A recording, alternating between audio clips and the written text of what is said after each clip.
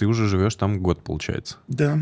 Есть какие-то минусы? Жак. Единственный. Слушай, минус есть везде. Я пожил много где, и в Европе, и в Азии. Москва — лучший город на планете. Это один из немногих городов, где ты можешь там 24/7 найти магазин работающий. На любой вкус какое-нибудь занятие. Да, делать что угодно. То есть я вот был в Нью-Йорке пару месяцев назад. Там даже на Манхэттене с этим проблемы. Там самый основной минус — это бомжи, грязь и И вот... преступность. Чувствуешь себя небезопасненько. Я помню, я в первый день иду завтракать в Вашингтон-сквер и вижу, как там около подъезда на улице лежит бедолага и делает себе внутривенную инъекцию. Это все везде. Там плохо пахнет, ты едешь в центре города в метро, среди бела дня какой-нибудь черный брат писает в углу в вагоне. При этом выходишь, у тебя небоскребы, красота. Но все, что вокруг... Полный трэш. И ночью Uber Eats не работает. Почему?